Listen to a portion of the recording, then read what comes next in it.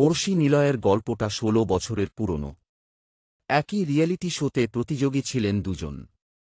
সেই আসরে পড়শি হন চ্যাম্পিয়ন। আর সেরা ছয়ে গিয়ে বাদ পড়েছিলেন নিলয়। সেখান থেকেই পরিচয় দুই জনের।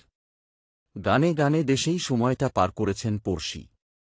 তবে ২০১০ সালে যুক্তরাষ্ট্রে পাড়ি জমান নিলয়। তবে দেশ বদলে গেলেও তাঁদের একসূত্রে গেঁথে রাখে প্রেম, যার পরিণতি ঘটে গত বছরের মার্চে। পড়শির উত্তরার বাসায় বিয়ের কাজটা সেরে ফেলেন তাঁরা।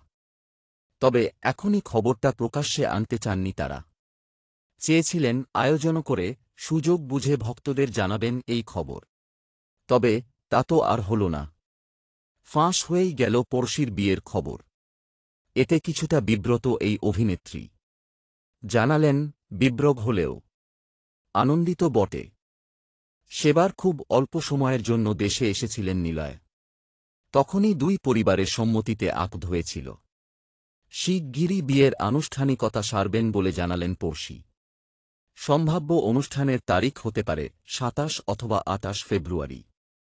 তবে কোনো কারণে তখন অনুষ্ঠান করা সম্ভব না হলে ঈদের পর হবে এই আয়োজন।